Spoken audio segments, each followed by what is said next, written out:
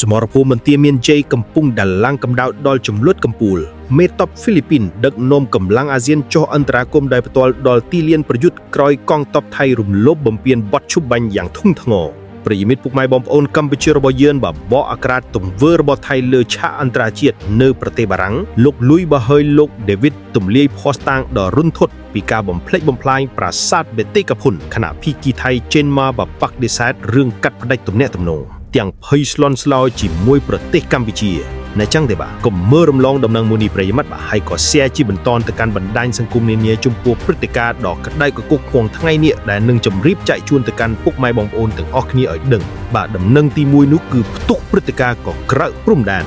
មេតបហ្វីលីពីនដឹកនាំកម្លាំងអាស៊ានចុះអន្តរាគមន៍ដល់សមរភូមិបន្ទាយមានជ័យក្រោយថៃរំលោភកិច្ចព្រមព្រៀងយ៉ាងធ្ងន់ធ្ងរមួយទៀតគឺកម្ពុជាបកអាក្រាតថៃលើឆាកអន្តរជាតិផ្អើលតែម្ដងលោកលុយដាវីតក៏បានទម្លាយភ័ស្តុតាងដែលថៃបំផ្លិចបំផ្លាញប្រាសាទបេតិកភុនរបស់ខ្មែរហើយប្រទេសថៃចេញមកបដិសេធរឿងកាត់ផ្ដាច់ទំនាក់ទំនងបន្ទាប់ពីមេតបអាស៊ានចុះពិនិត្យសមរភូមិផ្ទាល់ក្រោយរឿងការចោទប្រកាន់ថាប្រើអាវុធធ្ងន់ធ្ងររំលោភបទឈប់បាញ់ហើយជីកលេនធនានានានឹងដាក់ទូកុងតឺន័ររីបន្លាលុះជាហូហែប្រយុទ្ធនេះគឺជាដំណឹងបាទជីកប្រឡាយហូហែតាប៉ែមករបស់ថៃរបស់អាស៊ានញ័រសាច់បាទចឹងទីយើងគួរតែប្រាប់មេ AOT ថ្មីរបស់អាស៊ានណាបាទប្រិយមិត្តអើយស្ថានភាពនៅតាមបណ្ដោយព្រំដែនខ្សែបន្ទាត់ព្រំដែនកម្ពុជាថៃក្នុងសមរភូមិខេត្តបន្ទាយមានជ័យបានហក់ឡើងដល់កម្ដៅខ្ពស់បំផុតបន្ទាប់ពីមានវត្តមានដ៏គួរឲ្យភ្ញាក់ផ្អើលរបស់មេតបជាន់ខ្ពស់ហ្វីលីពីនក្នុងនាមជាប្រធានអាស៊ានបដូវវេនឆ្នាំ2026បានដឹកនាំប្រតិភូយោធាតំបន់ចុះមកដល់សមរភូមិផ្ទាល់បេសកកម្មអន្តរាគមន៍ដ៏មានសារៈសំខាន់នេះកើតឡើងចំពេលដែលកងទ័ពសៀមនេះបានព្យាយាមរំកិលកម្លាំងឈ្លានពានចូលទឹកដីកម្ពុជា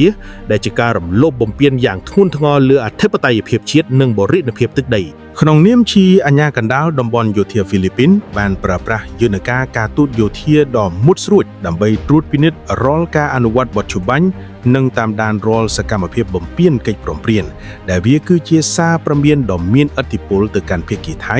ឲ្យគោរពតាមច្បាប់អន្តរជាតិស្របពេលដែលស្ថានភាពនៅសមរភូមិកំពុងតែតានតឹងកម្ពុជាបានបើកយុទ្ធនាការបកអាក្រាតទង្វើឈ្លានពានរបស់ថៃនៅលើឆាកអន្តរជាតិយ៉ាងចាក់ដៃក្នុងនោះកិច្ចប្រជុំគណៈកម្មាធិការនយោបាយនៃអង្គការប្រទេសនិយាយភាសាបារាំងយើងហៅកាត់ថា UEF លើកទី252នៃទីក្រុងប៉ារីសលោកលុយដាវីតឯកអគ្គរដ្ឋទូតកម្ពុជាបានលាតត្រដាងនៅសកម្មភាពអមនុស្សធម៌របស់យោធាថៃដែលបានរំលោភលើបទជបាញ់កាលពីថ្ងៃទី27ធ្នូ2025លោកបានទម្លាយភស្តុតាងដែលថៃបានរាយបន្លាលុះដាក់ទូកុងតឺន័រប្រើប្រាស់អាវុធធ្ងន់ធ្ងររួមមានកាំភ្លើងខុំដ្រូននិងយន្តហោះចម្បាំងបង្កឲ្យមានការបាត់បង់អាយុជីវិតជនស៊ីវិលនិងធ្វើឲ្យខូចខាតធ្ងន់ធ្ងរដល់ប្រាសាទព្រះវិហារប្រាសាទតាក្របីនិងប្រាសាទតាមានធំដែលជាបេតិកភណ្ឌពិភពលោកអញ្ចឹងទេនេះគឺជាដំណឹងដែលធ្វើឲ្យថៃភ័យស្លន់ស្លោមួយយ៉ាងដែរបាទនៅក្រៅប្រទេសនៅបារាំងណាបាទដែលឯកអគ្គរដ្ឋទូតកម្ពុជារបស់យើងលោកលុយដាវីតប្រាប់បរទេសនានាបាទអំពីទង្វើឈ្លានពានវាយប្រហារនិងរំលោភបំពានបទឈប់បាញ់ថ្ងៃទី27ធ្នូដែលយើងមានកិច្ចប្រជុំថ្នាក់រដ្ឋមន្ត្រីការពារជាតិកម្ពុជាថៃបាទនេះគឺជាដំណឹងដែលយើងប្រាប់ទៅកាន់បរទេសនានាអំពីការឈ្លានពានរបស់ថៃហ្នឹងជាការឆ្លើយតបទៅនឹងសម្ពាធអន្តរជាតិនិងការចុះផ្សាយរបស់សារព័ត៌មាន The Nation ហើយនៅថ្ងៃទី13កុម្ភៈ2026នោះអាជ្ញាធរជាន់តពុរបស់ប្រទេសថៃបានចេញមុខច្រានចោលយ៉ាងដាច់អាហាំងការចំពោះភាគចចាមអារ៉ាំស្ដីអំពីការកាត់ផ្ដាច់ទំនាក់ទំនងការទូតជាមួយកម្ពុជាភាគីថៃបានអះអាងជាថ្មីនៃការបដិញ្ញាចិត្តក្នុងការរក្សាទំនាក់ទំនងក្នុងនាមជាបងប្អូនជិតខាងល្អបាទប្រិយមិត្តឃើញបាទគេសុទ្ធតែនិយាយថាក្នុងនាមជាបងប្អូនជិតខាងល្អបងប្អូនវាយកម្ពុជាអញ្ចឹងមែនណាថៃអាសៀមញ័រសាច់ហ្មងហើយនឹងបានបញ្ជាក់ទៀតថារាល់បញ្ហាព្រំដែនដែលនៅសេសសល់នឹងត្រូវដោះស្រាយតាមរយៈយន្តការទ្វេភាគីជាផ្លូវការដូចជាគណៈកម្មាធិការព្រំដែនរួម JBC និងយន្តការព្រំដែនយោធា AirBC ឬក៏ GBC ដើម្បីជៀសវាងការយល់ច្រឡំបាទអត់ មានទេសេសាលទេថៃឯងបំពេញដាក់ទូកុងតឺន័រឲ្យរាយបលាលុះជាហូហែប៉ុន្មានខែនោះអត់មានតាណាទេត្រូវតែវាស់វែងឲ្យគ្រប់ទាំងអស់បាទទៅតាមក្បួនខ្នាតផែនទីបារាំងសៀមអតីតកាល1904-1907ជាដើមលើផែនទី1លើ200ភ័ណ្ឌណោះអញ្ចឹងទីក៏មកបន្លែបន្លំរឿងនេះឲ្យស្រួតមកបញ្ចុំមក JBC ឲ្យដៃស្រែកទៅអូខេថៃដែលនេះថាកម្ពុជាជាបងប្អូនល្អបាទចិត្តខាងល្អប៉ុន្តែលួចប្លន់អ្នកចិត្តខាងបាទទុកចិត្តមិនបានទេចោលមួយហ្នឹងបាទទោះជាយ៉ាងណាក្រមយោធាភិបាលថៃបានចេញសេចក្តីថ្លែងការណ៍បំភ្លឺថាសកម្មភាពពង្រឹងរបងព្រំដែននិងការសាងសង់រចនាសម្ព័ន្ធការពារជាតិនៅក្បែរបន្ទាត់ព្រំដែននៅពេលនេះគឺធ្វើឡើងក្នុងគោលបំណងការពារអធិបតេយ្យភាពជាតិនិងទប់ស្កាត់បទល្មើសឆ្លងដែនប៉ុណ្ណោះជឿបានអត់ប្រិមត្តបាទរឿងនេះដែលថៃថាធ្វើរបងព្រំដែននឹងខ្លាចមានចោរកម្មទប់ស្កាត់បទល្មើសឆ្លងដែនណានេះបាទនេះគឺជាអ្វីដែលថៃលើកឡើងណាមិនមែនជាការបង្កហេតុដាក់កម្ពុជានោះឡើយទោះបីជាមានការបកស្រាយពីភាគីថៃយ៉ាងណាក៏ដោយក៏វត្តមានរបស់មេទ័ពអាស៊ាននៅតាមភូមិសាខេត្តបន្ទាយមានជ័យបានคล้ายជាសក្ខីភាពមិនអាចប្រកែកបានថាសហគមន៍តំបន់កំពុងតាមដានរាល់ជំហានរបស់ភាគីថៃដើម្បីធានាថាអធិបតេយ្យភាពនិងកិត្តិយសរបស់ប្រជាជនកម្ពុជានឹងមិនត្រូវបានរំលោភបំពានដោយប្រើកម្លាំងបាយជាបន្តទៀតនោះឡើយចឹងនេះគឺជាដំណឹងពាក់ព័ន្ធទៅនឹងមេទ័ពហ្វីលីពីនដឹកនាំកម្លាំងអាស៊ានដោយសារតែអីយើងផ្លាស់ប្ដូរមេទ័ព AOT ណាកាលមុនគឺម៉ាឡេស៊ីឥឡូវនេះយើងបានមេទ័ពថ្មីហើយគេចុះទៅពិនិត្យជាក់ស្ដែងអំពីការរំលោភបំពានដាក់ទូកុងតឺន័ររាយបលាលោះធ្វើលេនិឋានជីកបលាយកាយបឡងឯណីរបស់ថៃនឹងអីក៏ប៉ុន្តែកងទ័ពកម្ពុជាធ្លាប់មឿនតាមដានលេងសុទ្ធតែថាកុំឲ្យមានអីគេបាទស្ថានភាពមិនស្រួលឬក៏ក្តៅក្រហាយមិនបាននោះឡើងកម្ដៅស្អីនោះគ្រាន់តែគេ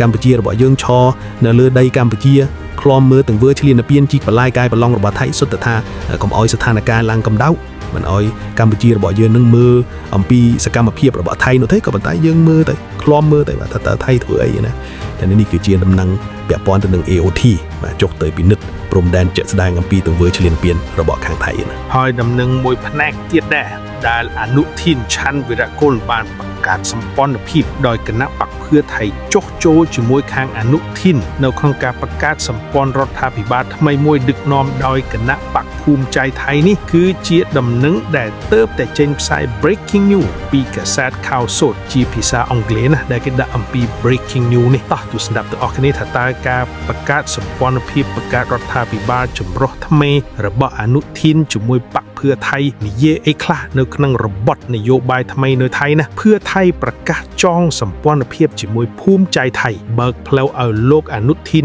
ឡើងកាន់តំណែងជានាយករដ្ឋមន្ត្រីនេះគឺជាដំណឹងកក្រោកទីក្រុងបាងកកតែម្ដងបាទភឿថៃយល់ព្រមថយមួយជំហានបាទងាកមកគាំទ្រគណៈបកភូមិใจថៃ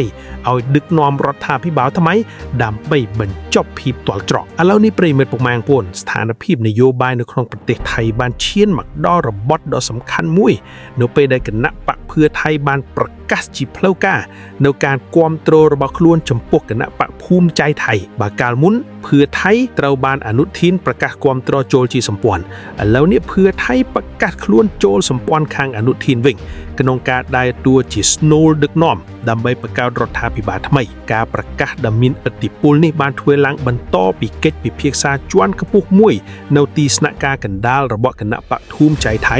កាលពីរសៀលថ្ងៃប្រហោះម្សិលមិញដែលមានការចូលរួមពីអិសរាជជននយោបាយលេខក្លោ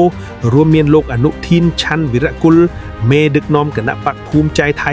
និងលោកយុសសានវងសារ៉ានបេក្ខជននាយករដ្ឋមន្ត្រីមកពីគណៈបកភឿថៃក្រោយជំនួបដែលប្ររយៈពេលយ៉ាងយូរលោកប្រសើតចន្ទរាវងតុងអគ្គលេខាធិការគណៈបកភឿថៃបានថ្លែងបញ្ជាក់ទៅកាន់ប្រព័ន្ធផ្សព្វផ្សាយយ៉ាងច្បាស់ថាគណៈបកភឿថៃបានត្រៀមខ្លួនរួចជាស្រេចក្នុងការផ្ដល់សម្លេងគាំទ្រនិងសហការយ៉ាងពេញទំហឹងជាមួយគណៈបកភូមិใจថៃ